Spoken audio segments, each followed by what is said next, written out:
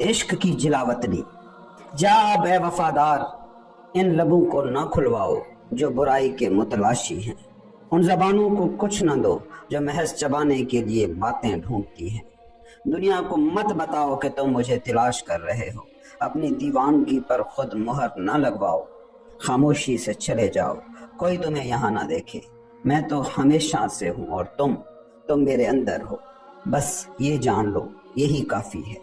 مولانا پر میرا اثر حسد و جلن کے طوفان لے آیا تھا اور یہ فتنہ کونیا کو آگ میں جھونک رہا تھا، مگر میں بے پرواہ عشق کے نور کی آگ میں مولانا کو پکا رہا تھا اور اپنی زبان کی آگ سے عوام کو جھلسا رہا تھا۔ ایک دن وزیر نصرت الدین کے محل میں ایک محفل تھی جہاں مولانا کو مدعو کیا گیا۔ انہوں نے مجھ سے کہا کیا ہم ساتھ چلیں؟ جب میں نے مہمانوں کے بارے میں پوچھا تو معلوم ہوا کہ کونیا کے تمام معززین وہاں ہوں گے، وہی امیر، تاجر، عالم اور درویش جو خود کو سب سے بڑا سمجھتے تھے۔ میں نے فوراً کہا یہ تو وہی موقع ہے جس کا میں انتظار کر رہا تھا۔ ہم ساتھ روانہ ہوئے۔ وہاں پہنچ کر میں نے خود کو ایک کونے میں بٹھا لیا اور بس دیکھتا رہا۔ پورا حال بھرا ہوا تھا، لوگ دنیا کی بڑی بڑی باتیں کر رہے تھے، اپنے علم کا مظاہرہ کر رہے تھے، کبھی کسی بزرگ کی کرامت کا تذکرہ، کبھی کسی پرانی روایت کی تائید۔ میں خاموشی سے سب سنتا رہا۔ ان کی باتیں سطحی تھی، زبردستی کی گہرائی سے بھری ہوئی۔ ایک لمحہ ایسا آیا جب میرے صبر کا پیمانہ جواب دے گیا۔ میں اپنی جگہ سے اٹھا اور گرج کر بولا کب تک دوسروں کے قول پر گزارے کرو گے؟ کب تک کسی اور کی لکھی ہوئی باتیں دہراتے رہو گے؟ کب کہو گے کہ میرے دل نے میرے رب سے یہ سیکھا ہے؟ تم دوسروں کے عصا کے سہارے کیوں چل رہے ہو؟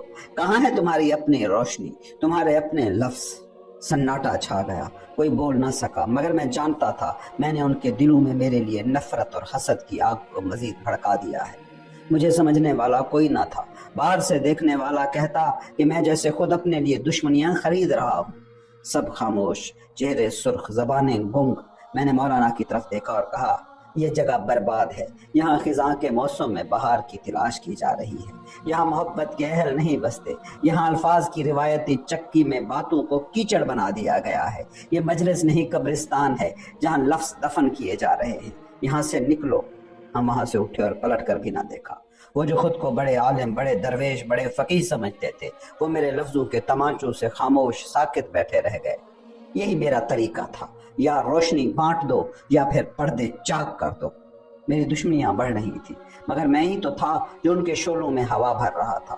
میں اپنے لیے آسان رستے چننے والا آدمی نہیں تھا، میں نے ہمیشہ تلوار کی دھار پر چلنا چنا ہے۔ پھر ایک دن میرا راستہ بازار کی ایک سرائے کی طرف جا نکلا۔ اندر داخل ہوا تو دیکھا کہ ایک بڑی ضیافت جاری تھی۔ کھانے سے زیادہ لوگوں کے اندر بھوک تھی، ایسی بھوک جیسے قحط زدہ لوگ ٹوٹ پڑے ہوں۔ مجلس کھانے کے لیے نہ تھی بلکہ اناؤں کے ننگے پن کا مظاہرہ تھی۔ میں مسکرایا اور دل میں کہا کہ وہی ہیں جو روحانی غذا سے بے خبر ہے، جو عشق کے ذائقے سے محروم ہیں۔ یہ نوالے چبا سکتے ہیں مگر حق کا ایک لفظ بھی ان کے گلے سے نہیں اترے گا۔ اے لوگوں، اے آوارہ گردوں کا ہجوم، سنا ہے تم یہاں وہاں در پردہ میرے خلاف بے بنیاد باتیں کرتے ہو۔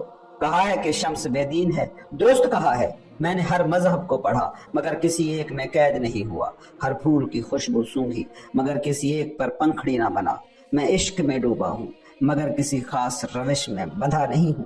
میں بولتا ہوں مگر لکھتا نہیں، پڑھتا ہوں مگر کتابوں کا غلام نہیں، کاغذوں اور چمڑوں میں نہیں، میں دل کی تحریریں پڑھنے والا ہوں۔ تم نے مجھے فقیر سمجھا؟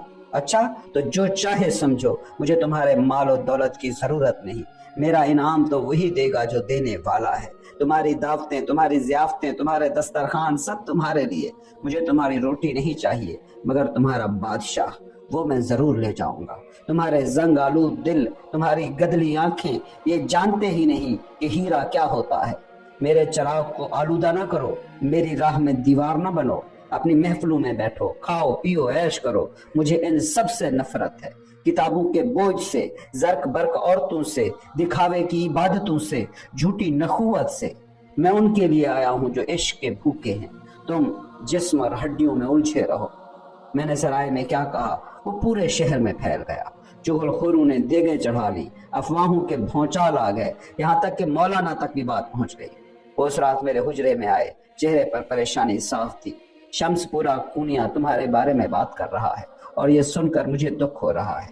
میں نے ہنستے ہوئے کہا ڈرو مت، نہ وہ مجھے چھو سکتے ہیں نہ تمہیں. میں چاہتا ہوں کہ وہ تمہیں بھی ایسے چاہیں جیسے میں چاہتا ہوں. میں نے کہا مجھے تمہارے سوا کسی کے عشق کسی کی دوستی کی ضرورت نہیں. تم سمندر ہو، وہ جوہر میں جمع ہونے والا کیچڑ.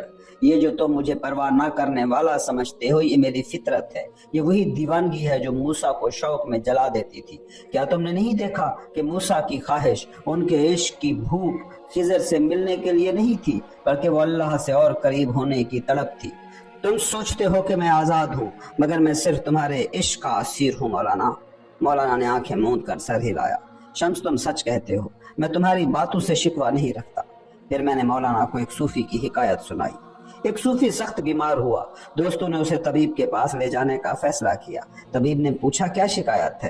یہ سن کر صوفی چونک اٹھا. میرے پاس کوئی شکایت نہیں. طبیب حیران. ساتھیوں نے کہا یہ صوفی ہے، شکایت کرنا اس کا شیوا نہیں. اس سے یوں مت پوچھو کہ شکایت کیا ہے بلکہ یوں پوچھو کہ دکھ کہاں ہے، تب وہ جواب دے گا. مگر ہم ہر بات پر شکایت کرتے ہیں. دکھ ہو تو شکایت، عشق ہو تو شکایت، محبت کم ملے تو شکایت، زیادہ ملے تو بھی شکایت. جب تک گیہوں کو پیسا نہ جائے وہ کسی کام کا نہیں. جب تک بیج زمین میں دفن نہ ہو وہ فصل نہیں بن سکتا. یہی حال زندگی کا ہے، یہی حال عشق کا ہے. تکلیف، آزمائش، صبر اور انتظار، یہ سب ہمیں زمین میں دفن کر دیتے ہیں. مگر آخر میں ہر بیج کی طرح ہم بھی ایک دن کھل اٹھتے ہیں.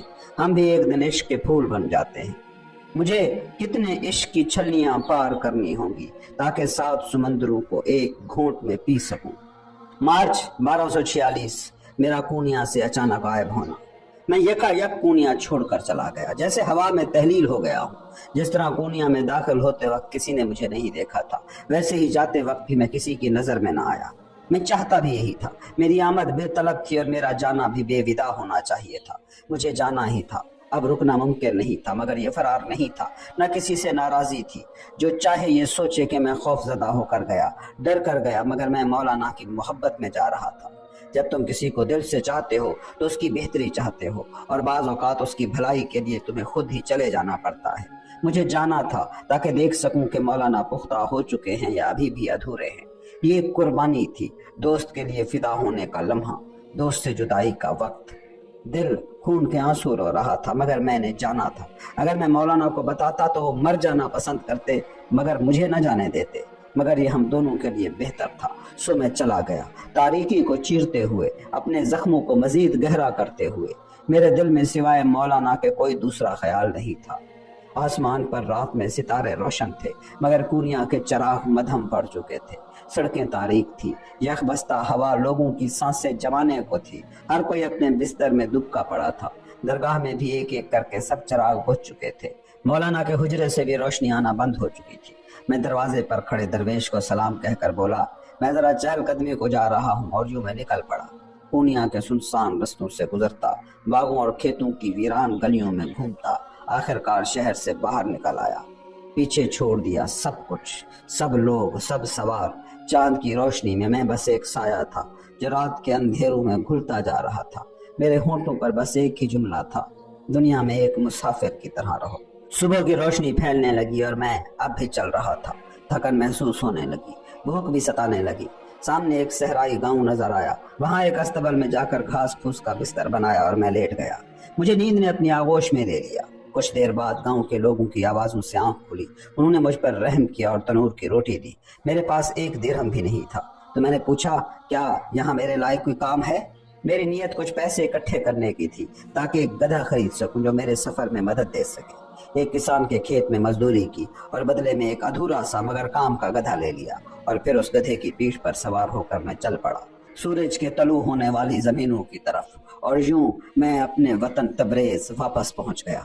برسوں بیت گئے تھے تبریز دیکھے ہوئے. جب میں لوٹا تو باریک بوندوں میں برسنے والی بارش نے مٹی کو مہکا دیا تھا اور میری آنکھوں میں چھپے بادل برسنے کو تیار تھے. میں اپنے خاندان کے مزار پر پہنچا. آنکھیں اشک بار ہو گئی. محبت سے ہاتھ اٹھائے، ان کے لیے دعائیں کی، دل میں ایک ٹیس کے ساتھ. مگر تبریز میں زیادہ رکنے کا میرا ارادہ نہیں تھا. مجھے مولانا کے بچپن اور جوانی کے گزرے ہوئے شہروں میں جانا تھا جہاں شاید اس کی خوشبو باقی ہو، جہاں شاید اس کا عکس مل جائے. ہجر کے دنوں کا آغاز. جدائی کے رنگوں میں ایک رنگ ہوتا ہے غم کا. یہی غم تو اصل میں دنیا کی جلا وطنی ہے اور یہ غم یہی تو سب سے زیادہ عشق والوں کو جچتا ہے. ہم جلے، ہم جلائے گئے، مگر کبھی غم کی شکایت نہ کی، کیونکہ ہم ایک ایسے نبی کی امتی ہیں جو خود بھی غمگین تھے۔ غم عشق کے زخم کو تازہ رکھتا ہے، اور میں اپنے زخموں سے بھی خوش ہوں، اور اپنے یار سے بھی۔ جب کسی کے دل پر جدائی کی لہر آتی ہے تو یا تو وہ اپنے مولا کو یاد کر رہا ہوتا ہے یا اس کا مولا اسے یاد کر رہا ہوتا ہے۔ جو دل مولا کی طلب میں ہوتا ہے وہ یا غم کا انتظار کرتا ہے یا غم کی آغوش میں چلا جاتا ہے۔ غم، پریشانی، درد، یہ سب مولا کے خاص بندوں کے لیے ایک آزمائش ہے۔ جتنی شدت سے یہ زخم لگتے ہیں اتنی ہی شدت سے وہ اپنے محبوب کے قریب ہو جاتے ہیں۔ یہی غم تھا جو میرے مولا نے میرے مولانا کے لیے میرے دل میں بنا تھا۔ ہر سمت مولانا، ہر خواب میں مولانا، جدھر نظر دوڑائی مولانا ہی نظر آئے۔ آسمان پر، پانی میں، خوابوں میں، ہواؤں میں، روشنی میں، اندھیرے میں، ہر طرف وہی تھا۔ تم میری روح میں ہو مگر میری روح تم سے بے خبر ہے۔ دنیا تمہاری خوشبو سے مہک رہی ہے مگر دنیا کو خبر نہیں۔ میرا دل، میری جان تمہیں کہاں تلاش کرے، کیونکہ تم تو دل میں ہو مگر خود دل سے بے خبر۔ مولانا تمہیں کیا معلوم، اے میرے محبوب، اے میرے مولانا، میں نے اپنا دل ایسے مقامات پر چھپا دیا جہاں کوئی تلاش نہ کر سکے۔ میرا جلا وطن دل تمہارے ساتھ تھا مگر تم بے خبر تھے۔ میں نے اپنے اندر کے یتیم پن کو خود پالا، اپنے ہی زخموں کو سہارا دیا۔ مجھے جانا تھا، مجھے تم سے دور جانا تھا، تنہائی میں ہی میں نے اپنی پیاس کو سیراب کیا۔ تمہاری آواز میرے لیے زندگی کا آخری لمحہ تھی، تمہاری زیارت میری سب سے ناقابل رسائی تمنا تھی۔ سچائی کو چھوڑو، یہاں تو مجھے ایک خواب بھی دیکھنے کی اجازت نہیں تھی۔ میں نہ تم سے دستبردار ہو سکتا تھا نہ تمہیں پا سکتا تھا۔ اب ہر رات میری آنکھیں تمہاری جدائی میں بند ہوں گی، ہر صبح میری سورج کی روشنی تمہاری دوری کے غم میں مدھم پڑے گی۔ میری محبت کوئی راز نہ رہی تو پھر اسی طرح ختم کرنی تھی جیسے شروع ہوئی، جیسے آیا تھا ویسے ہی چلے جانا تھا۔ اور جب میری آنکھوں سے تم بن کر آنسو بہنے لگے تو مجھے جانا پڑا۔ تم مجھ سے ایک زندگی کے فاصلے پر ہو مگر میں تمہارے ایک سانس کے قریب ہوں۔ تمہاری غیر موجودگی میں بھی میں تمہارے ہونے سے سانس لوں گا۔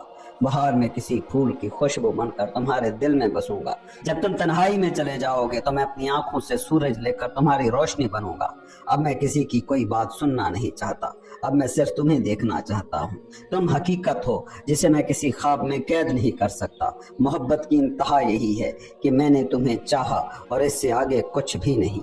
مجھے معلوم تھا کہ میرا چلا جانا مولانا کو اندر سے چیر دے گا، مگر کیا عشق کا دوسرا نام قربانی نہیں؟ بعد میں مجھے معلوم ہوا کہ میرے جانے کے بعد میرے محبوب کو اس حال تک پہنچانے والے لوگوں سے وہ سخت ناراض تھے۔ وہ اپنی خلوت میں چلے گئے اور جدائی کی آتش میں جلنے لگے۔ یہی مقدر تھا، مولانا کو مولانا بنانے کے لیے ضروری یہی تھا۔ انہوں نے قلم اور کاغذ اٹھایا اور اپنی سسکیوں کو الفاظ میں بنتے چلے گئے۔ مولانا نے کئی بار شام کا سفر کیا صرف مجھے تلاش کرنے کے لیے، یہ جانتے ہوئے بھی کہ جب تک میں خود ظاہر نہ ہونا چاہوں وہ مجھے نہیں پا سکتے۔ شام کو ایک معصوم پرندے کی مانند آئے اور جب لوٹے تو ایک بلند پرواز باز کی طرح واپس کونیا پہنچے۔ عشق تنہائی کو گلے لگانے کا نام ہے۔ عشق ایک ایسی گتھی ہے جس کا کوئی حل نہیں، بس محبت کرنا سیکھنا ہوتا ہے اور بس محبت میں جینا۔ کوئی چاہے چاہے نہ چاہے یہ سیکھنا لازم ہے کہ انسان بغیر چاہے جانے کے بھی جینا سیکھ سکتا ہے، مگر بغیر چاہنے کے جینا ناممکن ہے۔ مگر میں تو شام میں تھا ہی نہیں۔ میں افغانستان کے گاؤں ویران رستوں پر دیوانہ وار گھوم رہا تھا۔ وہاں کی درگاہوں میں رافضی گمراہوں کو راہ راست پر لانے میں لگا تھا، یہ سوچ کر کہ شاید مولانا سے جدائی کے غم یوں مٹ جائیں، مگر یہ تو محض خود کو بہلانے کی کوششیں تھیں۔ یہ درد تو دن بدن گہرا ہوتا جا رہا تھا۔ آخر میں نے خود سے کہا یہ سب بے سود ہے، چلو اسی شام کی گلیوں میں واپس چلتے ہیں جہاں مولانا سے پہلی بار ملا تھا۔ شاید وہاں کی فضا، وہاں کی خاک اس جدائی کا مرہم بن سکے۔ تبریز میں سید شہمر نامی ایک جیلی پیر بہت مقبول تھا، لوگوں کو بہکاتا، حقیقت چھپاتا اور خود کو ولی ظاہر کرتا۔ میں برداشت نہ کر سکا، میں نے اس کی اصلیت اس کے مریدوں کے سامنے بے نقاب کر دی۔ میری زبان وہی آگ برساتے تیر تھی جو ہمیشہ سچ کے لیے چلتی تھی۔ مجھے قتل کرنے کا منصوبہ بن چکا تھا، لیکن لوگوں کا ہجوم دیکھ کر وہ پیچھے ہٹ گئے۔ شہمر نے غیظ و غضب میں مجھے دیکھ کر چیخ کر کہا، تو پہلے بھی بے لگام تھا مگر اب تو پاگل ہو چکا ہے۔ یہ کونیا تھا جس نے تیرا یہ حال کر دیا۔ میں قسم کھاتا ہوں کونیا کو تیرے لیے قبر بنا دوں گا، تو منگولوں کے عذاب سے بھی بدتر آفت ہے۔ ادھر کونیا میں مولانا کی بے چینی بڑھ رہی تھی۔ میری تلاش کا چرچا کونیا کے ہر در و دیوار پر تھا۔ خدشہ تھا کہ اگر مولانا نے کونیا چھوڑ کر ہمیشہ کے لیے شام میں رہنے کا فیصلہ کر لیا تو کونیا بے نور ہو جائے گا۔ یہ شہر جو مولانا کے بغیر بے رونق ہو جاتا، یہ سرزمین جو اس کی خوشبو کے بغیر ویران ہو جاتی، یہ خوف، یہ اندیشہ قصر سلطان تک پہنچا دیا گیا۔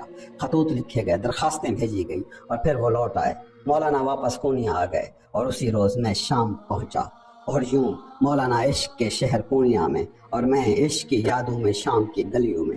مولانا نے جب شام میں میری تلاش چھوڑ دی تو وہ شکستہ دل ہو کر پورنیہ لوٹ آئے، مگر جیسے ہی لوٹے اس رات انہوں نے خواب میں مجھے شام کی ایک سرائے میں دیکھا۔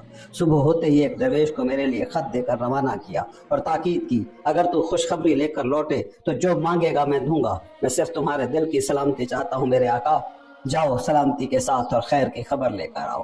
شام میں نے سرائے کے مالک کو سخت تاکید کر رکھی تھی، تم مجھے نہیں جانتے ہو، نہ ہی کسی سے میرا ذکر کرو گے، جو مجھے ڈھونڈتے آئے انہیں کہہ دینا کہ میں مہینوں سے یہاں نہیں آیا، ورنہ میں ایک نظر ڈالوں گا اور یہ خانقاہ راکھ میں بدل جائے گی۔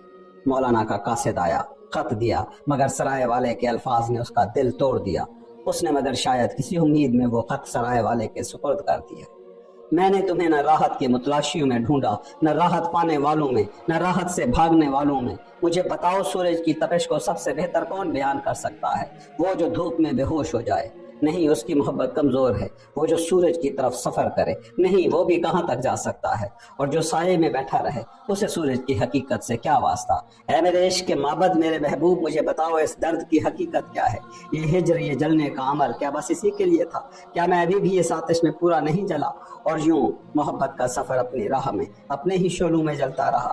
جو جو تو جلتا ہے میں بھی جلتا ہوں، جو جو تو منجمد ہوتا ہے میں بھی برف میں جم جاتا ہوں۔ کیا پھر کہکشاؤں کی جانب فرار کر کے مجھے تڑپاؤ گے؟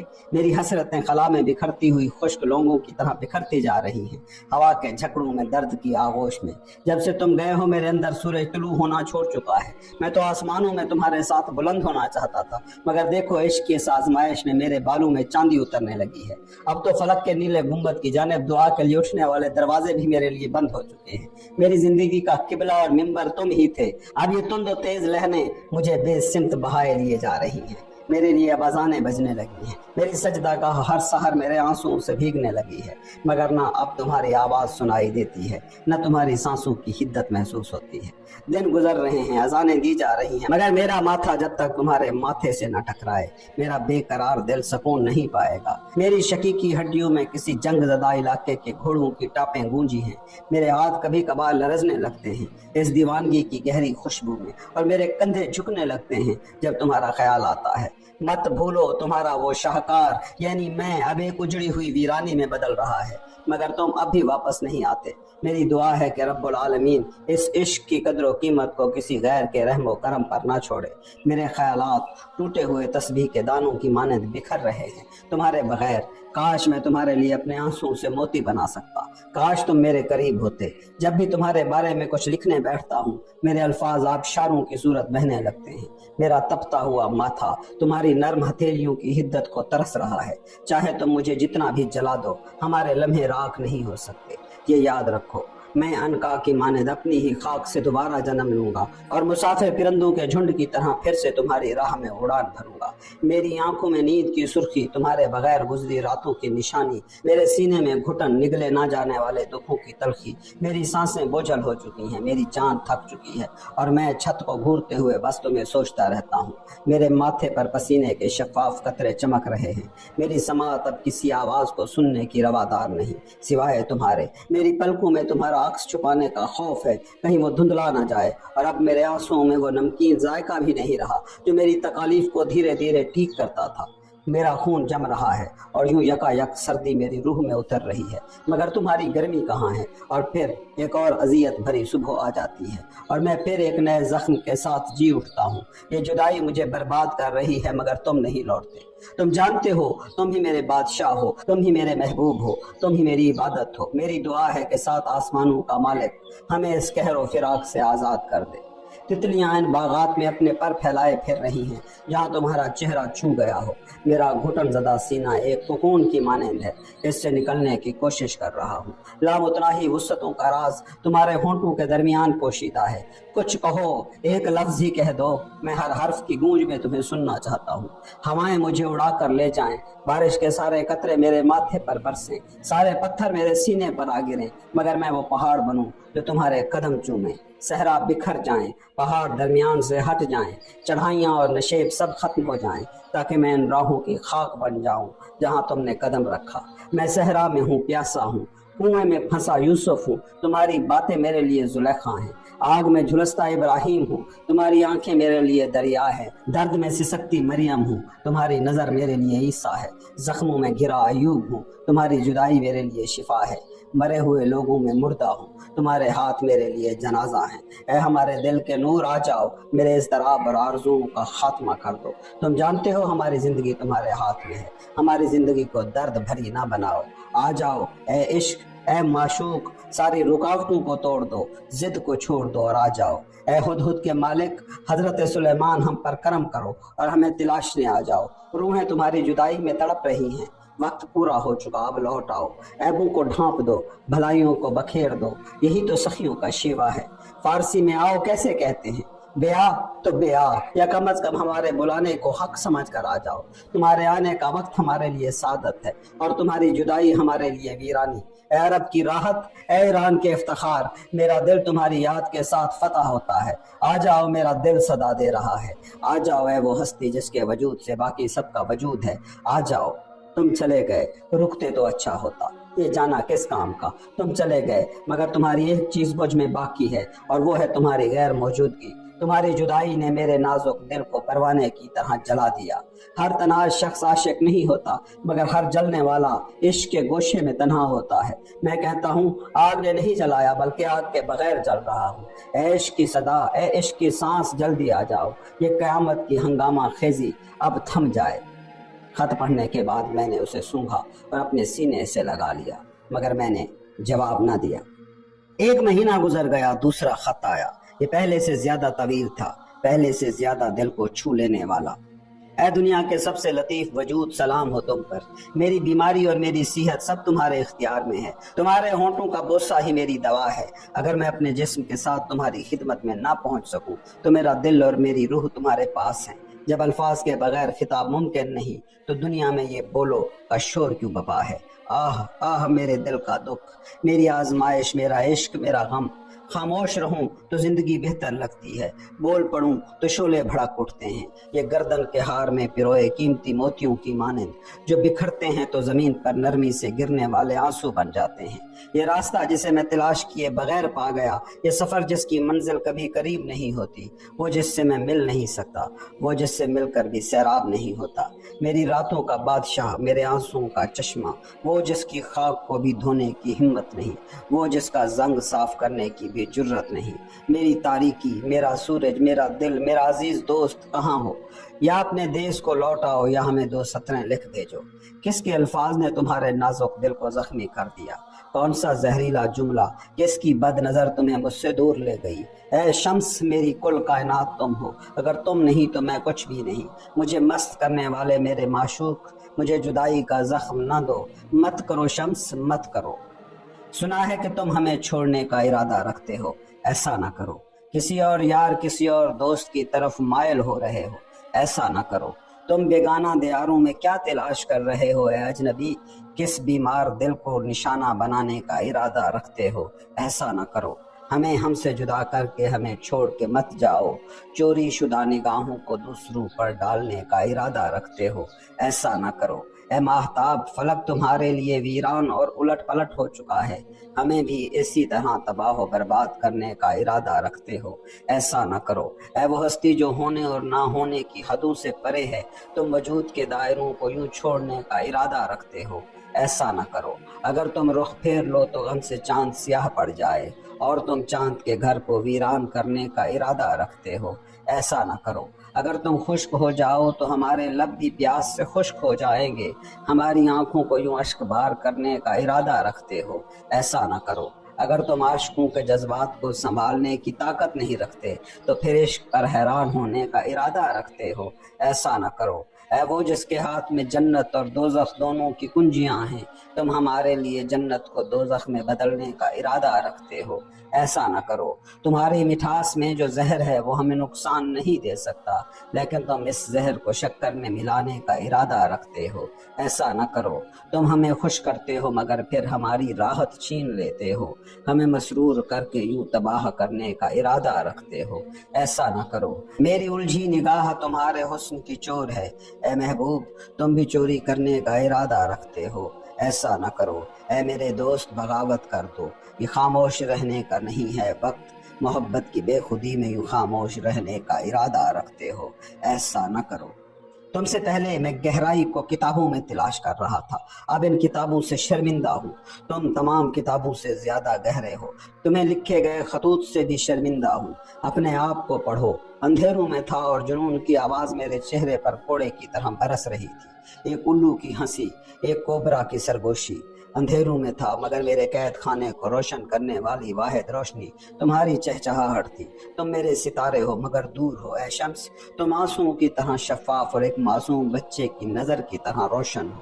صحرا کے گیدڑ پانی پی چکے مگر چشمے کو کیا پرواہ، میں تم سے اتنا بھرا ہوا تھا کہ میری کھوپڑی پھٹنے والی تھی۔ میری رگوں میں بہنے والا خون تم تھے، میری چھاتی میں دھڑکنے والا دل تمہارا دل تھا، میری رگیں پھٹنے والی تھی، میرا سینہ چرنے والا تھا، میں تمہیں سانسوں میں محسوس کر رہا تھا۔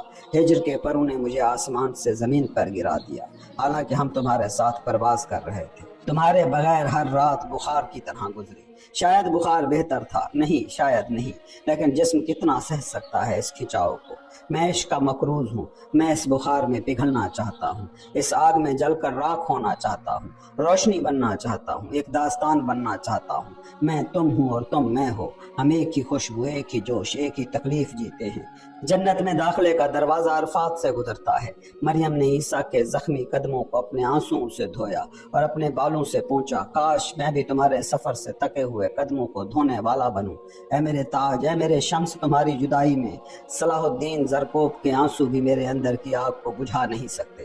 بس تم، صرف تم، آہ کاش تم آ جاتے، میں کسی دیوانے کی طرح سڑکوں پر نکل جاؤں، گر گراؤں، روؤں، آسمان کی بلندیوں پر فریاد کروں، تمہارے لیے پہاڑوں کی چوٹیوں سے اسنام اکٹھے کروں، تمہارے لیے کھائیوں میں گر جاؤں، اپنے دل کی تڑپ کو فصیل بہ فصیل بیان کروں اور بلک بلک کر روؤں، اتنا روؤں کہ میری ہڈیوں سے بھی نالا نکلے۔ کہوں کہ میرا غرور میرے لیے قید خانہ بن چکا ہے، کہوں کہ میرے الفاظ ختم ہو چکے ہیں، کہوں کہ میری آنکھوں میں تمہارے راستے میں برستی بارش امید کے قطرے بن کر برس رہی ہے، پھر بھی نہیں آؤ گے۔ میرے شمس، میں اس داستان کے کس موڑ پر کھڑا ہوں نہیں جانتا، کبھی اٹھتا ہوں کبھی گرتا ہوں، مردہ شاعری کے ساتھ لیٹتا ہوں اور کانپتا ہوں، نہیں جانتا کیا اس اندھے خواب کی کوئی انتہا بھی ہے۔ اے شمس، کون سا لفظ تھا جس نے تمہارے نازک دل کو آزردہ کیا؟ کون سی بد نظر تھی جس نے تمہاری شب سی سیاہ آنکھوں کو زخمی کیا کہ تم اچانک نامعلوم دیاروں کی طرف کھچ گئے؟ تم چلے گئے مگر جانتے ہو تمہارا یہ دوست دیوانہ وار تمہیں ڈھونڈ رہا ہے۔ آؤ اے شمس، سینہ میں بے ہوش ہونے والے موسیٰ کے عشق کا واسطہ، قدس میں خون کے آنسو بہانے والے عیسیٰ کے خاطر، مدینے میں امتی امتی کہہ کر فریاد کرنے والے محمد کے نور کے واسطے لوٹ آؤ شمس، اب تو کونیا بھی عشق کی خوشبو سے محروم ہو چکا ہے۔ شمس، تمہارا مولانا۔ میں نے خط پڑھا، کھڑکی سے آسمان کی طرف نظر کی، فلک سے ایک پتھر گرا، میرے آنکھ سے ایک آنسو سینے میں ٹپک پڑا، کھڑکی کے کنارے بیٹھا سوچوں میں گم، مولانا سے دل میں یہ کہہ رہا تھا، یہ الفاظ جیسے بوسے ہیں، کیا تم نے انہیں اپنے لبوں سے لکھا تھا اے مبارک انسان؟ یہ الفاظ جیسے دہکتے انگارے ہیں، کیا تم نے انہیں اپنے دل کی آگ سے بھرا تھا اے عاشق انسان؟ میں ان الفاظ کو اپنی ہتھیلیوں میں لیتا ہوں، سہلاتا ہوں، کچھ ہیرے کی مانند سخت ہیں، چبھتے ہیں، زخمی کرتے ہیں، کچھ مخمل جیسے نرم ہیں، آنسوؤں کی مانند گرم ہیں۔ میں اپنے تمام دردوں کو مقدس مان لیتا ہوں مگر پھر بھی جواب دینے کا ارادہ نہیں رکھتا۔ صبر کرنے والے کے لیے صبر سے بہتر کوئی جواب نہیں ہو سکتا تھا۔ چند ہفتے بعد تیسرا خط بھی آ گیا۔ اگر گلاب شمس کے نام پر نہیں کھلتے تو پھر میں ان کی خوشبوؤں کا کیا کروں؟ جو رات ہجر کی تڑپ سے نہ روئے اس کی تاریکی کا کیا کروں؟ جو دسترخوان شمس کے بغیر سجا ہو اس کے کھانے کا کیا کروں؟ جو درد مجھے نہ جلائے اس کا کیا کروں؟ جو آنکھیں میرے لیے اشک نہ برسائیں ان آنکھوں کا کیا کروں؟ جو یار میری تاریکی میں شمس نہ بنے اس کا کیا کروں؟ جو دوست اپنی جان میرے راستے میں نہ بچھائے اس کا کیا کروں؟ جو آنکھ شمس کی مانند نہ دکھے اس کا کیا کروں؟ جو یار اپنے محبوب کے دل پر مرہم نہ رکھے اس کے الفاظ کا کیا کروں؟ اے گردش فلک قلم توڑ دے، اگر شمس نہیں تو پھر زمانہ کیوں رواں دواں ہے؟ جو ذرے میں عالم اور عالم میں عشق نہ دیکھے اس آدمی کا کیا کروں؟ ہجر کو قبول کرنا، ہر تسلی کا لفظ میرے کانوں میں خیانت لگتا ہے۔ عجیب بات یہ ہے کہ کل جو لوگ تمہیں برا بھلا کہتے تھے آج وہی تمہارے بغیر افسردہ مولانا کو تسلی دینے آتے ہیں۔ ہر دلاسا میرے لیے خیانت جیسا ہے، میری انگلیاں شعلوں کی مانند جل رہی ہیں، مجھے ڈر ہے کہ یہ کاغذ نہ جل جائے، یہ خط نہ راکھ ہو جائے۔ جہنم سے بھی سخت ہے تمہیں پانے کے لیے تم سے دور ہونا۔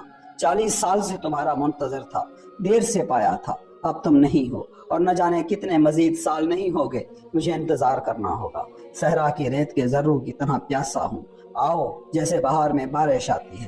یاد ہے جب تم نے ہماری خانقاہ کے صحن میں ایک بڑا تانبے کا پتھر رکھا تھا کہ جب بہار کی بارشیں برسیں تو اس میں جمع ہوں اور ہم برکت والی بارش سے روزہ افطار کریں، تو کیا میرے دل کی بہار کی بارش سے سیراب ہونے والا گلاب کبھی نہیں کھلے گا؟ یہ الفاظ اب بھی تمہارے کانوں میں تازہ ہیں، یہ جملے ستاروں کی مانند چمکتے ہیں، تمہاری مسکراہٹ میری آنکھوں کے سامنے آتی ہے، غزل کی مانند حسین، صبح کی پہلی کرنوں جیسی چمکدار۔ ہم وہ دو روحیں ہیں جو ایک دوسرے میں گھلتی جڑتی اور لامحدود ہوتی جا رہی ہیں۔ آؤ شمس، تمہارے قلم دف کا ساز ہوں، بازو رباب بنے، سانس نئے کی صورت ہو اور وصال کی بشارت دے کر آؤ۔ کیسا چشمہ ہو تم شمس، جتنا پیتا ہوں اتنا پیاس بڑھتی ہے، کیسی آتش ہو تم اے شمس، جتنا جلتا ہوں اتنا سکون پاتا ہوں۔ تم بظاہر گوشت پوش کے انسان ہو مگر تمہارے دل میں ساری انسانیت سما گئی ہے۔ اگر میں تمہارا چہرہ نہ دیکھ سکا تو فرض کر لو میں نے سینکڑوں جہان دیکھ لیے تو کیا فرق پڑے گا؟ تمہاری خوبصورتی کا حال کس سے پوچھوں؟ مان لو میں سب سے پوچھ لوں مگر کون ہے جو تمہاری حقیقت بیان کر دے گا؟ تم سے ملے بغیر اگر میں جنت میں بھی ہمیشہ رہوں، پورے میرا نصیب بنے، بادشاہت میرے قدموں میں ہو، تو فائدہ کیا ان سب کا؟ جب ہجر کا بادل تمہارے محروف چہرے کو چھپا لے تو مان لو وہی بادل میرے سر پر جواہرات برسا دے تو بھی مجھے کیا حاصل؟ یہ دنیا جو ایک فریب کار جادوگرنی ہے، اگر اپنے تمام تخت، تمام دولتیں، تمام خزانے مجھے دے دے تو کیا فرق پڑے گا؟ تمہارے عشق کے سبب ساری دنیا مجھے برا کہے تو مجھے پرواہ نہیں۔ اگر حقیقت پر سینکڑوں جھوٹ باندھے جائیں تو ان کی کوئی حیثیت نہیں۔ عشق میری خاموشی تھی، عشق میرا الاؤ تھا، عشق میرا زخم تھا، عشق میری مات تھی، عشق میرا اعتراف تھا، عشق میری تاب تھی، میری ہستی اور میری نیستی، میرا زخم، میرا مرہم جسے میں نے کبھی نہیں پایا مگر ہمیشہ کھویا۔ ہاں یہی عشق تھا، میں نے تمہیں یاد کیا اے شمس، یاد کیا۔ آ جاؤ، اللہ کے واسطے آ جاؤ۔ اب میں جان چکا ہوں کہ عشق انسان کو سنوارتا ہے، بالغ کرتا ہے۔ کسی نے مجھے نہیں سکھایا کہ عشق بے غرض ہوتا ہے، کہ صرف عاشق ہی اس کے درد میں جلتا ہے اور محبوب کو اس کی خبر تک نہیں ہوتی۔ شکر ہے تمہارا، تم نے مجھے وہ سکھایا جو زندگی نے نہ سکھایا تھا، تم نے مجھے وہ محسوس کرایا جو کسی نے نہیں کرایا، تمہارے لیے وہ کر گزرا جو کسی کے لیے نہ کر سکتا تھا۔ کیا میں پشیمان ہوں؟ نہیں نہیں، کبھی نہیں۔ یہ عشق میں نے اپنی لافانی حقیقت میں محفوظ کر لیا۔ میرے بڑھاپے کے آخری زینوں پر تم نے مجھے یہ عشق بخشا، تمہیں چاہنے کی اجازت دی، اس کا شکر گزار ہوں۔ یہ آخری خط دل میں تیز خنجر کی طرح پیوست ہو گیا۔ جواب لکھوں یا نہ لکھوں اسی تذبذب میں رہا۔ ایک طرف ہجر کی جلن، دوسری طرف مولانا کے لیے قربانی۔ عشق کی خاطر، عشق کے نام پر، عشق کے واسطے مجھے لوٹنا تھا، لیکن ایک شرط پر۔ کیا وہ وہی لفظ لکھ سکتا تھا جو مجھے لوٹنے پر مجبور کر دے؟ یہ جاننے کے لیے میں نے جواب میں لکھا، اگر تم واقعی عشق والے ہو تو شکایت کے جاہل نہ بنو۔ تم اپنے خط میں لکھتے ہو کہ تم نے مجھے یاد کیا، کیا صرف اتنا ہی؟ کیا تمہارے جلتے دل نے محض ایک یاد کیا ہی لکھا؟ سمجھو مولانا، رو مولانا، یہ جدائی ایک سبق تھی سمجھنے والوں کے لیے، یہ غم رونے کی ایک وجہ تھی۔ نادان مت بنو، آئے گا ایک آشیاں جو تمہارے آنسو پہنچ دے گا۔ مت رو میرے مولانا، بے غرض محبت کو جینا لازم تھا۔ کسی سے محبت کرنے، کسی پر دیوانہ وار فریفتہ ہونے کا حسن خزاں کا موسم ہے۔ مجھے نہیں معلوم کہ زندگی میں کیا کچھ چھوٹ جائے گا، یا میں جلد آ گیا یا تم بہت دیر کر چکے ہو وصال کے لیے۔ مجھ سے دیوانہ وار ہنسی کی امید نہ رکھو، میں اپنی تکالیف میں خوش ہوں۔ خوشی سنجیدہ ہوتی ہے، چہرے پر تیور لیے ہوئے۔ عشق کی آندھی میں ہم دونوں گرفتار ہیں، یہ ہمیں کہاں لے جائے گی کون جانے۔ ہمارا فراق کبھی صدیوں جتنا طویل، کبھی خواب جتنا مختصر۔ وصال کی گھڑی کو صدی سے لمحے میں بدل دینا تمہارے لکھے ہوئے ایک لفظ پر منحصر ہے۔ مجھے ایسا لفظ لکھو کہ میں بےتاب ہو سکوں، شام سے پرواز کروں اور پونیا پہنچوں۔ مجھے خاک میں ملا دو، مجھ سے پروانہ بنا دو، مگر ایک لفظ لکھو، ایسا لفظ جو لغتوں میں نہ ہو، ایسا جو کسی نے کسی سے کہا نہ ہو، ایسا جو جہنم کو بجھا دے۔ لکھو کہ میں آ جاؤں، تمہارے قدموں میں گر جاؤں، تمہاری خاک بنوں۔ شمس۔ بعد میں معلوم ہوا کہ جب میرا خط مولانا کے ہاتھ لگا تو وہ عید کے دن کی طرح خوش ہو گئے۔ میرے الفاظ جیسے خط سے اڑ کر آسمان پر چلے گئے، یا شاید ان کے دل پر جا بیٹھے۔ یہ الفاظ ان کے لیے نغمہ بن گئے۔ پھر دنیا کے سارے عطر پھیکے پڑ گئے، ساری شاعری بے رنگ ہو گئی، تمام ساز بے سرے لگنے لگے مولانا کے آگے۔ خط کو پڑھ کر وہ وجد میں آ گئے۔ بڑے درویشوں، بڑے ولیوں، بڑی عظیم روحوں کی پرواز جہاں ہوتی ہے وہیں پہنچ گئے اور کہنے لگے، مجھے خود پر شرم آتی ہے، میں مٹی ہوں تو عرش، میں جسم ہوں تو دل، میں آگ ہوں تو روشنی۔ बार बार पढ़ते, बार बार खत को सूंघते, सीने से लगाकर गहरी आह भरते, फिर निकालते, फिर पढ़ते, फिर एक दुनिया को पीछे छोड़कर वसाल के असरार में डूब जाते और खुशी से वहीं गिर पड़ते जैसे ख्वाब से ख्वाब में जाग रहे हों। फिर मौलाना ने अपना हाथ सीने पर फेरा, देखा तो वो खत एक सफ़ेद गुलाब बन चुका था। उन्होंने उस गुलाब को सूंघा और रो दिए और एक गुलाब की पंखड़ी आहिस्ता से तोड़कर अपने आंसुओं से तर की और उंगली से कागज पर एक लफ्ज लिखा, खामोश। जब कासिद मेरे लिए यह खत लाया, मैंने जर्दी मायल कागज खोला, पढ़ा, मेरी आंखें भर आईं। मेरे लौटने के लिए वही एक लफ्ज लिखा गया था। अब मजीद रुकने की गुंजाइश नहीं थी। मैं नहीं चाहता था कि मेरा खामोश नरगसों में खो जाए। जो होना था वो होना चाहिए था। या खामोश इश्क बनेगा या मैं इश्क के लिए मिट जाऊंगा। महबूब को इस कदर शिकायत शायद ज्यादा ना लगे। हाँ, मैंने जिया, मैंने देखा, मैंने सीखा। मोहब्बत और इश्क हमेशा एक तरफा होते हैं। मोहब्बत का कोई बदला नहीं होता।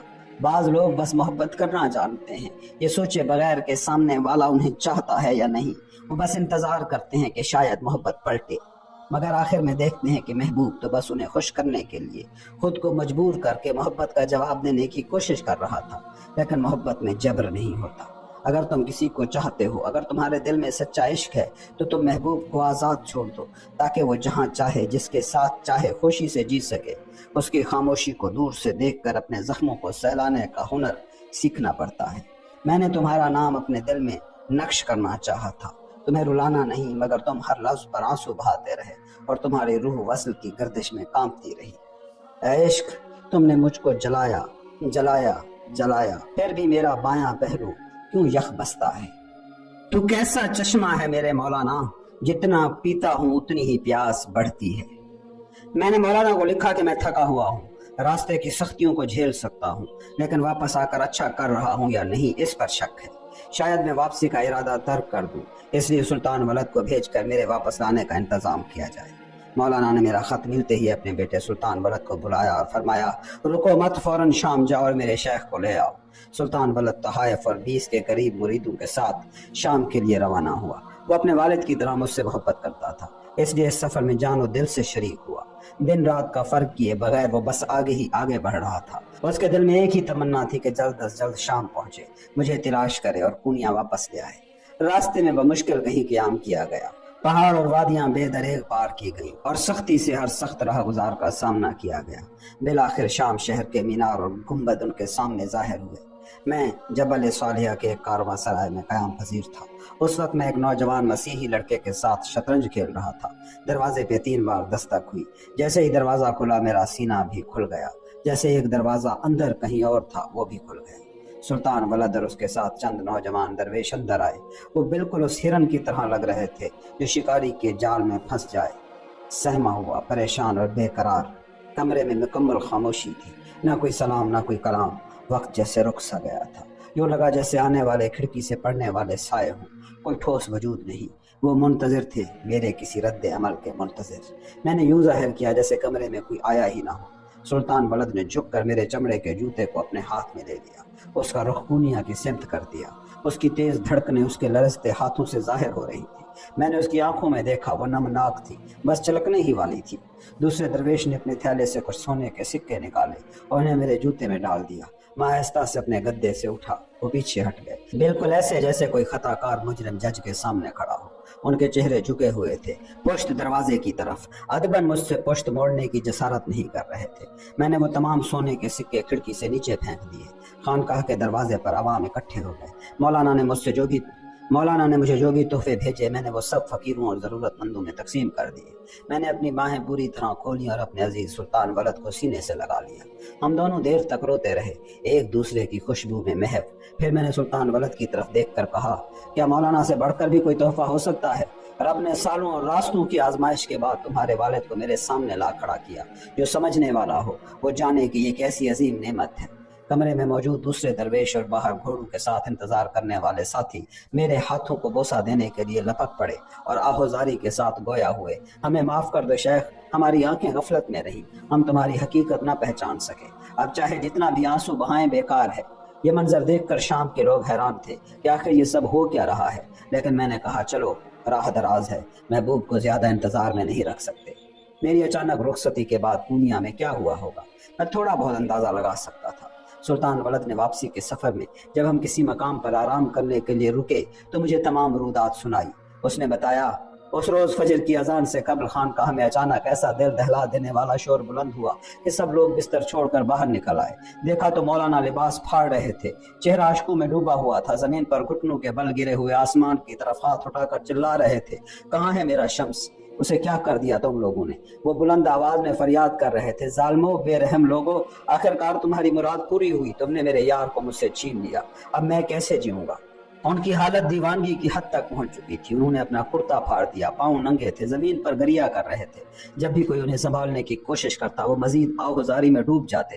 سلطان ولد نے اپنے والد کو سینے سے لگایا اور باپ بیٹے دونوں بلک بلک کر رونے لگے۔ جب خانقاہ کے صحن میں ہجوم بڑھنے لگا تو سلطان ولد نے مولانا کو کسی طرح سنبھالا اور اندر لے گئے۔ راستے میں وہ مولانا کی پیشانی سے آنسو پونچھتے جاتے اور دلاسا دیتے جاتے، ابا جان خود کو ہلاک مت کریں، میں شمس کو ڈھونڈ نکالوں گا اور آپ کے پاس لے آؤں گا۔ لیکن اس دن کے بعد مولانا کا حال اور بھی شکستہ ہو گیا، وہ اپنے حجرے میں قید ہو گئے، صرف جمعے کی نماز کے لیے باہر آتے، کھانے پینے سے تقریباً دستبردار ہو چکے تھے۔ کچھ وقت وہ اپنی تسلی کے لیے نئے ساز کے قریب بیٹھ جاتے، کچھ دیر صلاح الدین زرکوب کی صحبت میں وقت گزارتے۔ صلاح الدین فریدون پونیا کے قریبی گاؤں میں پیدا ہوئے تھے۔ پونیا آ کر انہوں نے سنار زرگر کا کام سیکھا اور اپنی دکان کھولی جس سے وہ گزر بسر کرتے تھے۔ وہ ایک نیک سیرت، متقی اور عبادت گزار شخص تھے۔ مولانا کے والد کے خلیفہ سید برہان الدین کے مریدوں میں شامل تھے اور ان کی تربیت میں رہ کر تصوف میں اعلیٰ مقام حاصل کیا۔ بعد میں اپنے مرشد سے اجازت حاصل کر کے خود بھی شیخ کے مرتبے پر فائز ہوئے۔ صلاح الدین زرکوب تعلیم یافتہ نہ تھے، لیکن ان کے دل میں عشق الہی کی شمع روشن تھی۔ سید برہان الدین جب کیسریا روانہ ہوئے تو صلاح الدین واپس اپنے گاؤں چلے گئے، وہاں شادی کی اور گھریلو زندگی اختیار کی۔ یہ وہی زرکوب تھے جنہوں نے مولانا کی تنہائی میں سہارا بننے کی کوشش کی، لیکن میں جانتا تھا کہ مولانا کا دل اب بھی میرا منتظر تھا۔ جمعہ کے دن پونیا کی گلیوں میں محبت اور اشتیاق کی خوشبو پھیلی ہوئی تھی۔ اس دن مولانا نے ابوالفضل جامع مسجد میں نماز کے بعد واز دیا۔ وہ جذب و سرور میں بے خود اپنی ذات سے غافل ہو کر خطاب فرما رہے تھے۔ موضوع تھا ان کے مرشد سید برہان الدین کی روحانی عظمت، ان کے عشق اور حال کے اسرار۔ صلاح الدین زرکوب ہماتن گوش تھے، وہ ایک نقطے پر جم کر یکسوئی کے ساتھ سن رہے تھے۔ اچانک وہ مولانا کی ذات میں سید برہان الدین کی تجلی دیکھنے لگے۔ ایسا لگا جیسے مولانا وہاں نہیں خود برہان الدین تشریف فرما ہے اور ان کے لبوں سے یہی نورانی الفاظ جاری ہیں۔ یہ روحانی مشاہدہ صلاح الدین پر بجلی بن کر گرا، وہ خود پر قابو نہ رکھ سکے اور بے خودی میں مولانا کے قدموں میں گر کر رونے لگے۔ میں جب پونیا لوٹا تو درویشوں نے مجھے یہ قصہ سنایا۔ صلاح الدین زرکوبی کو مولانا سے بے پناہ محبت تھی، کیونکہ دونوں ایک ہی روحانی سرچشمے سید برہان الدین کے فیض یافتہ تھے۔ مولانا بھی انہیں عزیز رکھتے اور کرم نوازی فرماتے، لیکن میرے پونیا میں رہنے کے دوران مولانا کی پوری توجہ مجھ پر مرکوز رہی، جس پر صلاح الدین کسی قدر دل گرفتہ ہو گئے اور مجھ سے مخاصمت محسوس کرنے لگے۔ مولانا اپنے مریدوں کو اکثر نصیحت کرتے، صلاح الدین کے سامنے شمس کا ذکر نہ کرو اور حسام الدین کے ساتھ صلاح الدین کی بات نہ کرو، ان کے درمیان کوئی فرق نہیں، لیکن یہ بات ادب کے خلاف ہوگی، اہل حق میں الہی غیرت بھی پائی جاتی ہے۔ میری اچانک جدائی کے بعد مولانا بے قرار اور غمزدہ ہو گئے تھے، مگر کچھ وقت بعد انہیں صلاح الدین زرکوبی کی صحبت میں کچھ تسلی ملنے لگی۔ وہ درگاہ میں خلوت نشین ہو گئے، صرف جمعہ کی نماز کے لیے نکلتے۔ ایک دن جب مولانا نماز کے بعد صلاح الدین کی سنار کی دکان کے سامنے سے گزرے تو وہاں سنار کے سونے پر چوٹ لگانے کا نغمہ انہیں وجد میں لے آیا۔ وہ وہیں بے اختیار سما کرنے لگے۔ یہ منظر دیکھ کر صلاح الدین نے چکش کو ہاتھ سے چھوڑا اور بے خودی میں بلند آواز سے اعلان کیا، اللہ کا شکر ہے، میرا پیر پھر خوشی کے عالم میں لوٹ آیا ہے۔ اے لوگوں، میری یہ دکان، اس میں موجود سونا چاندی زیور سب مولانا کے قدموں پر قربان، جو چاہو لے لو۔ یہ اعلان ہوتے ہی لوگ دکان میں ٹوٹ پڑے، بازار میں ہلچل مچ گئی۔ جب سما ختم ہوا تو قریبی دکانداروں نے صلاح الدین کو حیرانی سے مخاطب کیا، تم نے یہ کیا کر دیا صلاح الدین؟ لوگوں نے تمہارا سب مال لوٹ لیا، تم تو برباد ہو گئے۔ صلاح الدین زرکوبی کی مولانا سے بے پناہ محبت اور قربت کو دیکھ کر پونیا کے وہی لوگ جو مجھ سے حسد رکھتے تھے اب صلاح الدین کے خلاف ہو گئے تھے۔ انہیں یہ بات گوارا نہ تھی کہ مولانا کسی ایک شخص کو اس قدر عزیز رکھے۔ وہ مجھ سے نجات پانے پر خوش تھے، لیکن اب کہنے لگے ایک سے جان چھڑائی تھی، اب اس سے بھی بدتر سے واسطہ پڑا۔ پہلے والا یعنی شمس روشنی تھا، یہ تو محض ایک چنگاری ہے۔ شمس عالم تھا، فاضل تھا، باکمال تھا، اس کے الفاظ میں معنی تھے، دل میں سوچ تھا، کاش وہی مولانا کا ہمراہ رہتا۔ مگر مولانا کی محبت کا ایک خاص انداز تھا، وہ جنہیں عزیز رکھتے ان سے رشتہ جوڑنا چاہتے تھے، اسی لیے انہوں نے صلاح الدین زرکوبی کی بیٹی فاطمہ خاتون کو اپنے بیٹے سلطان ولد کے عقد میں دے دیا تاکہ محبت کا یہ رشتہ ہمیشہ قائم رہے۔ سلطان ولد نے واپسی کے سفر میں میرے گوش گزار کیا کہ میرے اچانک چلے جانے پر مولانا کس کرب میں مبتلا ہو گئے تھے۔ میری جدائی مولانا پر اس قدر بھاری پڑی تھی کہ وہ اپنی بیوی تک سے بات نہ کرتے، نہ کھانے میں رغبت رہی نہ گفتگو میں۔ बस दीवाना वार गलियों में मुझे तलाश करते रहते, और जब कोई उम्मीद न रहती तो रात के सन्नाटे में दरवेशों के सहन में नंगे पांव फिरते रहते, शायद मैं कहीं से आ जाऊं। जो मुरीद पहले मुझसे खार रखते थे, अब वही मौलाना की ये हालत देखकर नादिम थे, शर्मिंदा थे। ये हाल शम्स ने नहीं किया, हमने किया है। हमने ही मौलाना का चैन छीना। ये सोचकर वो मौलाना की नजरों में नजर डालने की हिम्मत न रखते। कुछ अर्सा तलाश के बाद मौलाना ने खुद को सबसे जुदा कर लिया। अगर शम्स जा सकता है तो काश मैं भी सबको छोड़ के जा सकता। वो अक्सर यही दोहराते। वो खुद को नमाज, समा और इबादत में इतना गर्क कर चुके थे कि उनके पाँव से खून बहने लगा, लेकिन उन्होंने परवाह न की। वो दिन ब दिन कमजोर होते जा रहे थे। आखिरकार उन्होंने खाने से भी हाथ खींच लिया। पहले वो हर 3 दिन में एक बार रोजा इफ्तार करते, फिर 7 दिन में एक बार। उनका बदन मुज़महल हो चुका था, वो बीमार पड़ गए, लेकिन फिर भी वो किसी से बात न करते, किसी को मिलने न देते। मौलाना मरने की आरज़ू कर रहे थे। सुल्तान वलद की ज़बानी ये सुनकर मेरा दिल टुकड़े टुकड़े हो गया। मैं एक तरफ हुआ, ज़मीन पर बैठ गया और मट्टी उठाकर कहा, ऐ ज़मीन, क्या इस रास्ते से मेरा मौलाना गुजरा था? और यह कहकर मैं ज़ारो कतार रोने लगा। मौलाना की बिगड़ती हालत देखकर कोनिया का पूरा शहर फिक्र में था। वही जो पहले मेरी जुदाई पर खुश थे, अब अफसोस करते थे कि मौलाना की खुशी हमसे छिन गई। लोग एक दूसरे से कहने लगे, अगर मौलाना ने हमें छोड़ दिया तो, अगर वो शम्स के बाद जीने से इनकार कर गए तो। ये पछतावा घरों में, बाजारों में, मस्जिदों में फैल गया, लेकिन अब क्या किया जा सकता था। आखिरकार सुल्तान वलद ने मेरा खत मौलाना को दिया कि जिसमें मैंने लिखा था, अगर चाहते हो कि मैं लौट आऊं तो मुझे सुल्तान वलद को भेज कर बुला लो। मौलाना के लिए एक खत खुशखबरी का पैगाम था, और यूं सुल्तान वलद पूनिया से चलकर मुझे लेने आ पहुंचे। जब अहले पूनिया ने देखा कि मौलाना वाकई उनसे दूर हो रहे हैं, तब जाकर उन्हें अपनी गलती का एहसास हुआ। वही लोग जो पहले मुझ पर जहर उगलते थे, जो मुझ पर कुफ्र और जिंदगी होने का फतवा लगाते थे, अब मौलाना के दर पर हाजिर होकर माफिया मांग रहे थे। हमने शम्स को नहीं समझा, हमारी गलती, हमें माफ कर दो, बस तुम लौट आओ, हमारा मौलाना फिर पहले जैसा हो जाए। ये अल्फाज मौलाना को कुछ हद तक संभालने में कामयाब हुए, और उन्होंने मेरे नाम खतूत लिखना शुरू कर दिए। लेकिन वो जो कुछ लिख रहे थे बस उनकी तड़प, उनकी इल्तिजा थी, उनके आंसुओं का अक्स था। सुल्तान वलद, जो खुद भी मौलाना की तकलीफ को महसूस कर रहा था, जानता था कि मौलाना का सहारा सिर्फ मेरी वापसी से जुड़ा था। वो रास्ते में मुख्तलिफ कासिदों के जरिए मुझे ये पैगाम भेजते रहे, शम्स को पा लिया है, वो बस लौटने को है, हम सब साथ वापस आ रहे हैं। ये झूठा पैगाम सिर्फ इसलिए था कि मौलाना बिल्कुल न बिखर जाए। वापसी के सफर में पूनिया की तरफ बढ़ते हुए मैं खुद को पहले से ज्यादा वीरान महसूस कर रहा था। हर जगह तन्हाई थी, हर रास्ता सुनसान था, हर कदम एक खला में पड़ रहा था। मैं जहां भी गया अकेला था, मेरी अपनी कोई परछाई भी न थी। मैं रातों को जागता, दिन में सो जाता, या तो किसी कोने में बैठकर जिक्र में डूब जाता, या किसी दरख्त के साए तले सूरज ढलने तक सोच के समंदर में गुम रहता। अब मैं जल नहीं रहा था, मैं खुद राख बन चुका था। मैं एक ऐसा चनार का दरख्त था जिसकी आधी शाखें पूनिया में थी, आधी शाम में, अंदर ही अंदर सूख रहा था। मैं जानता था कि मेरी गैर मौजूदगी में भी कुछ लोग अभी तक मेरे खिलाफ जहर उगल रहे थे। वो जिंदीक है, वो पूनिया को बिगाड़ने आया था, वो मौलाना को हमसे दूर ले गया, लेकिन मुझे कोई परवाह नहीं थी। मुझे उनके फैसले, उनकी जजमेंट्स की कोई परवाह नहीं थी। मुझे उनके लफ्जों की, उनकी नफरत की, किसी भी चीज की परवाह नहीं थी। हम दजला के किनारे सफर कर रहे थे, अचानक मैं रुका। काफिले को भी रुकने का कहा, रुको, कुछ देर रुको, इस बहते पानी को सुनो, इस खामोश फिजा में खुदा की आवाज ढूंढो, किसी दरख्त से लिपट जाओ, अल्लाह से अपनी गलतियों की माफी मांगो, मोहब्बत के लिए रो लो, मोहब्बत पर रो लो, मोहब्बत के साथ रो लो। मैं जमीन पर झुक गया, एक मुट्ठी मिट्टी उठाई, उसे अपनी सांसों में जज्ब किया और कुछ देर बस खामोश रहा। मेरे अंदर वही पुरानी आवाज फिर गूंजी, मैं कौन हूँ, मैं कहाँ जा रहा हूँ, क्या मैं वही हूँ जो कूनिया छोड़ कर गया था? सुल्तान वलद ने मेरी कैफियत देखी, वो करीब आया और बोला, आप ठीक हैं? अगर चाहें तो यहीं कुछ देर रुक कर आराम कर लेते हैं। मैंने आहिस्ता से उसका हाथ थामा। बेटा, अपना हाथ मेरे दिल पर रखो। खामोशी, गहरी खामोशी। फिर मैंने कहा, खामोशी सबसे बड़ी इबादत है। मैं लफ्जों से थक चुका हूँ। कभी कभी इंसान इतना थक जाता है कि अल्फाज तक सांस लेने से इनकार कर देते हैं। इंसान बस एक लफ्ज का इंतजार करता है, एक लफ्ज जो सब कुछ बदल दे, एक लफ्ज जो मुर्दा दिल को फिर से जिंदा कर दे। चलो आओ, हम यहाँ कुरान की तिलावत करते हैं ताकि ये दिल फिर जिंदा हो जाए। सुल्तान वलद ने मुस्कुराकर सर झुकाया और कहा, जी हाँ उस्ताद मोहतरम, ये ख्वाब एक हकीकत की गवाही था, एक रूह की फरियाद, एक दिल की चीख, एक इश्क की कैद।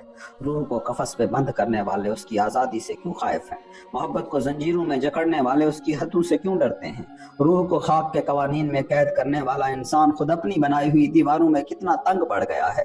मोहब्बत को बदनाम किया, इश्क को जहर समझा, आज़ादी को गुनाह ठहराया। मैं इस ख्वाब की गहराई में खोया रहा। वो कर्ब जो मेरे दिल में पहले से कहीं ज्यादा गहरा हो चुका था, मेरे अंदर कहीं दफन होने लगा। यह शायद एक नई सूरत में बेदार हो रहा था। मैं कूनिया में किस चीज की तरफ जा रहा हूँ? क्या ये वापसी मेरे लिए नई कैद होगी? क्या मेरा इश्क फिर आजमाइश के शिकंजे में होगा? या शायद ये वापसी मेरे लिए निजात बन जाएगी? میں نے آسمان کی طرف دیکھا، ستارے کسی خاموش زبان میں سرگوشیاں کر رہے تھے، جیسے کوئی بھید کہہ رہے ہوں، جیسے کوئی مقدر لکھا جا رہا ہو، جیسے کوئی فیصلہ صادر ہو رہا ہو۔ میں نے آنکھیں بند کی اور اللہ کی پکار میرے لبوں سے خود بخود نکل گئی۔ یہ سب عشق کے راز تھے، عشق کی قید بھی، عشق کی نجات بھی۔ پونیا کی راہ ہموار ہو رہی تھی، پونیا کے دروازے میرے لیے کھل رہے تھے۔ سلطان ولد کی آواز سن کر میں بیدار ہوا۔ حضور وقت کافی گزر چکا ہے، رات بھی ٹھنڈی ہو رہی ہے، کہیں آپ بیمار نہ پڑ جائیں۔ میں نے مسکرا کر کہا، ہاں بیٹا تم ٹھیک کہتے ہو، اب ہمیں آہستہ آہستہ سفر پر روانہ ہونا چاہیے، مگر تم نے مجھے پہلے کیوں نہ جگایا؟ سلطان ولد نے عاجزی سے کہا، آپ اتنے پرسکون نیند میں تھے کہ جگانے کی ہمت نہ ہوئی، اور پھر آپ کے سر پر جو نور کی پرچھائیاں تھیں میں ان سے جھجک گیا۔ میں نے نرمی سے کہا، جو کچھ دیکھا ہے کسی سے بیان نہ کرنا۔ جی حضور۔ چند لمحوں کی خاموشی کے بعد میں نے کہا، بیٹا انسان ہر قسم کے دنیاوی معاملات میں مصروف رہتا ہے، مگر میں نے ہمیشہ عشق کی مشال کو تھامنے کی کوشش کی ہے تاکہ اس کی آگ مجھے پاک کر دے، میرے دل کی سختی کو جلا کر خاک کر دے۔ پھر میں نے اپنی ہتھیلی کھولی اور کہا، کبھی میں نے اپنی ہتھیلی میں دھند بھری، جب کھولی تو وہ ایک کیڑا بن چکی تھی۔ پھر میں نے ہتھیلی بند کر کے دوبارہ کھولی، اس میں ایک پرندہ تھا۔ ایک بار اور بند کی، کھولی تو وہاں ایک انسان تھا، مگر اس کے چہرے پر غم کی لکیریں تھیں۔ پھر میں نے ہتھیلی دوبارہ بند کی، کھولی تو اس میں کچھ بھی نہ تھا، صرف وہی دھند باقی تھی۔ سلطان ولد نے گہری سوچ میں کہا، پیر و مرشد، میں یہ جاننا چاہتا ہوں کہ جب آپ نے اچانک کونیا چھوڑا، وہاں رکنا زیادہ مشکل تھا یا جانا؟ میں نے گہری سانس لی۔ کونیا مجھ سے کہتا ہے، مجھے مت چھوڑ کیونکہ تیرا ماضی یہاں بستا ہے، اور راستہ مجھ سے کہتا ہے، چل میرے ساتھ، میں تیرا مستقبل ہوں۔ اور میں ان دونوں سے کہتا ہوں، نہ میرا کوئی ماضی ہے نہ کوئی مستقبل۔ اگر میں یہاں رک گیا تو یہ قیام بھی ایک سفر ہوگا، اور اگر میں چل پڑا تو یہ ہجرت بھی ایک قیام ہوگی۔ عشق اور موت ہی وہ دو حقیقتیں ہیں جو سب کچھ بدل کر رکھ دیتی ہیں۔ ہم اپنے سفر پر آگے بڑھ رہے تھے، سامنے برف سے ڈھکا عرجیز پہاڑ نظر آنے لگا۔ سفر کا زیادہ تر حصہ مکمل ہو چکا تھا، پونیا اب زیادہ دور نہیں تھا۔ ہم کیسریا کے کارواں سرائے میں رکے، غسل کے لیے حمام گئے اور پھر نماز کی تیاری کرنے لگے۔ درویشوں سے میں نے کہا، نماز مسجد میں نہیں بلکہ خاموش کی درسگاہ کے استاد سید برہان الدین کے مزار پر ادا کریں گے۔ سلطان ولد خوشی سے بولا، یہ سن کر والد صاحب بہت خوش ہوں گے کہ ہم نے ان کے استاد کی قبر پر حاضری دی۔ میں نے سر ہلا کر کہا، میں سید برہان الدین سے اسی لیے محبت نہیں کرتا کہ وہ تمہارے والد کے مرشد تھے، بلکہ اس لیے کہ وہ بادشاہوں کے سامنے سچ بولنے والے تھے۔ تمہارے والد کو بھی انہوں نے یہی سکھایا تھا۔ سلطان ولد نے حیرانی سے پوچھا، کیا مرشد کو بادشاہوں سے دور رہنا چاہیے؟ میں نے سنجیدگی سے کہا، ایک مرشد کبھی کسی بادشاہ کا مہمان نہیں ہوتا، بلکہ اگر وہ کسی سلطان کے دربار میں جائے تو وہ صرف سلطان کا استاد بن کر جاتا ہے، نہ کہ اس سے کچھ لینے کے لیے۔ اگر کوئی مرشد دولت، شہرت اور اقتدار کے دھوکے میں پڑ جائے تو وہ اپنے ہی راستے میں گر جاتا ہے۔ سنو، ایک بار ایک بادشاہ کسی درویش کی خانقاہ میں آیا۔ اس نے وہاں کے درویشوں کی سادگی، ان کے حال، ان کے ذکر و فکر سے متاثر ہو کر مرشد سے کہا، مجھے آپ کی محفل سے بے حد خوشی ہوئی اور میں چاہتا ہوں کہ کسی نہ کسی طرح آپ کی مدد کروں، بس حکم دیجئے، جو بھی ضرورت ہو میں پوری کروں گا۔ مرشد نے مسکرا کر کہا، بادشاہ سلامت، اگر آپ واقعی ہماری مدد کرنا چاہتے ہیں تو بس دوبارہ کبھی یہاں مت آئیے۔ بادشاہ یہ سن کر حیران ہوا، کیا میں نے کوئی گستاخی کی؟ اگر میں نے نادانستہ کوئی غلطی کی ہو تو معاف کر دیجیے، میں تو آپ کی خدمت کرنا چاہتا ہوں۔ مرشد نے جواب دیا، بادشاہ قصور آپ کا نہیں، اگر آپ کے ساتھ جو کچھ آتا ہے وہ ہمارے لیے آزمائش بن جاتا ہے۔ آپ کے ساتھ دولت، اقتدار اور جاہ و جلال بھی خانقاہ میں آ جاتے ہیں۔ اگر میرے درویش ان چیزوں کی چمک دمک میں کھو جائیں تو ان کی سادگی اور روحانی پاکیزگی برباد ہو جائے گی۔ ہم اس درگاہ میں دنیا کو ترک کرنے کے لیے بیٹھتے ہیں، نہ کہ دنیا کے قریب جانے کے لیے۔ اگر آپ واقعی ہمارے خیر خواہ ہیں تو دوبارہ یہاں قدم نہ رکھیے۔ یہ سنتے ہی بادشاہ نے سر جھکا لیا اور اس دن کے بعد وہ کبھی خانقاہ نہ آیا، مگر مرشد کی نصیحتوں پر عمل کرتا رہا۔ یہ کہانی سن کر سلطان ولد گہری سوچ میں ڈوب گیا۔ اس نے سر جھکا کر کہا، تو اصل مرشد وہی ہے جو سچ پر سمجھوتا نہ کرے، جو اقتدار اور دولت کی چمک سے دور رہے۔ مجھے اب سمجھ آیا کہ میرے والد بھی اسی راہ کے مسافر ہیں۔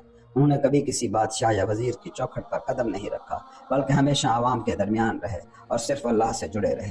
میں نے مسکرا کر کہا، ہاں بیٹا، تم نے حقیقت کو پا لیا۔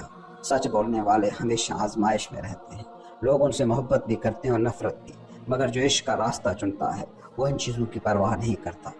ہم دونوں نے سید برہان الدین کے مزار پر فاتح پڑھی اور سکون کی ایک لہر دل میں محسوس کی۔ کونیا قریب تھا، لیکن وہاں میرا انتظار کیا کر رہا تھا؟ قرار، طوفان یا عشق کی سب سے بڑی آزمائش؟ راستہ ہمارا منتظر تھا۔ ہم سید برہان الدین کے مزار پر پہنچے، وہاں نماز ادا کی، فاتح پڑھی اور دعا کی۔ میں نے سب کو تاکید کی کہ مجھے کچھ دیر کے لیے اکیلا چھوڑ دیا جائے۔ میں چاہتا تھا کہ اس الہی عشق کے مسافر سے خلوت میں باتیں کروں جس نے جلال الدین کو ریاضت کی سختیوں میں پروان چڑھایا تھا۔ روایت ہے کہ جب مولانا بہاؤالدین ولد کا وصال ہوا تو اس وقت سید برہان الدین خراسان میں تھے۔ ایک دن جب وہ کسی علمی محفل میں موجود تھے تو اچانک کھڑے ہو گئے اور بلند آواز میں کہا، آئے افسوس، میرا شیخ دنیا کی ہستی سے کوچ کر کے عالم پاکی کی طرف روانہ ہو گیا۔ یہ صدمہ ان کے لیے ناقابل برداشت تھا اور وہ مزید خراسان میں نہ رہ سکے۔ انہوں نے محسوس کیا کہ وہ اپنے مرشد کی نشانی مولانا جلال الدین کے ساتھ وفاداری کا حق ادا کرنے کے لیے اناطولیہ ہجرت کریں گے۔ سید برہان الدین نے مولانا کو مختلف علوم میں آزمایا اور پایا کہ وہ کال میں کمال رکھتے ہیں۔ اس پر انہوں نے مولانا سے کہا، تم علم الیقین میں اپنے والد سے 100 درجے آگے ہو، مگر یاد رکھو تمہارے والد کال کے ساتھ ساتھ حال میں بھی کامل تھے۔ میں چاہتا ہوں کہ جیسے تم علم الیقین میں مضبوط ہو، اسی طرح حق الیقین اور عین الیقین کے مراتب بھی حاصل کرو۔ میں چاہتا ہوں کہ تم اس راہ میں تصوف کو اختیار کرو اور وہ روحانی راز جو میرے مرشد نے مجھے عطا کیے میں تمہارے ذریعے ان کو جاری کر سکوں۔ یہی وہ لمحہ تھا جب مولانا جلال الدین نے سید برہان الدین کے ہاتھ پر بیعت کی اور ان کے مرید بن گئے۔ اب شیخ برہان الدین نے مولانا کو ریاضت کے ذریعے نفس کے خلاف جد و جہد پر لگایا۔ انہوں نے مولانا کو سکھایا کہ وجود کی تنگی سے، غم اور دکھ کے زنگ سے، دنیاوی تمناؤں کے جال سے نکل کر حقیقی زندگی کی وسعت میں کیسے قدم رکھا جاتا ہے۔ مولانا نے خود کو اپنے شیخ کے سپرد کر دیا اور اس عارف کامل کی رہنمائی میں نور اور فیض سے بھر گئے۔ سید برہان الدین طویل عرصہ پونیا میں قیام پذیر رہے، مگر پھر ان کے دل میں کیسریا واپس جانے کی خواہش جاگ اٹھی۔ کئی بار انہوں نے مولانا سے اس کا ذکر کیا، مگر ہر بار مولانا انہیں روک لیتے اور عرض کرتے، میرے شیخ، آپ اگر مجھ سے دور ہو گئے تو میری زندگی بے معنی ہو جائے گی۔ اگر آپ میرا ساتھ چھوڑ کر چلے گئے تو میرے لیے دنیا رہنے کے قابل نہ رہے گی۔ مگر جب شیخ برہان الدین کا کیسریا واپس جانے کا ارادہ شدید ہو گیا تو ایک دن انہوں نے خاموشی سے پونیا چھوڑنے کا فیصلہ کیا۔ وہ جانتے تھے کہ اگر وہ مولانا کو خبر دیتے تو وہ انہیں روک لیتے۔ شیخ جب پونیا سے نکلے اور باغات کے درمیان اپنے سفر پر روانہ ہوئے تو ان کا گھوڑا بالکل مطیع تھا، مگر جیسے ہی وہ کیسریا کی طرف مڑے اچانک گھوڑا بفر گیا۔ وہ بے چین ہو کر اچھلنے لگا اور بالآخر اپنے سوار کو پوری شدت سے زمین پر گرا دیا۔ یہ گویا ایک اشارہ تھا کہ مولانا کے دل میں جو محبت تھی وہ محض ظاہری تعلق نہیں بلکہ آسمانی رشتہ تھا۔ محبت کا یہ تعلق کسی عام بندھن سے برتر تھا، یہ وہ ناطہ تھا جو صرف روحانی اذہان ہی سمجھ سکتے ہیں۔ سید برہان الدین جب گھوڑے کی پشت سے زمین پر گرے تو ان کے پاؤں کی انگلیاں ٹوٹ گئیں اور ٹانگ میں شدید چوٹ آئی۔ ان کے ساتھی دوڑتے ہوئے آئے، گھوڑے کو قابو میں کیا اور دوبارہ سید برہان الدین کو اس پر سوار کروانے کی کوشش کی، مگر شیخ شدید زخمی تھے اور مزید سوار ہونے سے انکار کر رہے تھے۔ جو لوگ اس واقعے کی پس پردہ حقیقت سے بے خبر تھے انہوں نے اصرار کیا اور بالآخر انہیں دوبارہ گھوڑے پر بٹھا دیا، مگر حیرت کی بات یہ تھی کہ پہلے جب وہ کیسریا کی طرف جا رہے تھے تو گھوڑا بفر گیا تھا، اور اب جب وہ پونیا کی سمت مڑے تو گھوڑا یکدم مطمئن ہو گیا، نرم اور مطیع ہو کر سکون سے چلنے لگا۔ ساتھیوں نے ایک دوست کے باغ میں اتارا جہاں ان کی ٹانگ پر پٹی باندھی گئی اور وہ واپس پونیا لوٹ آئے۔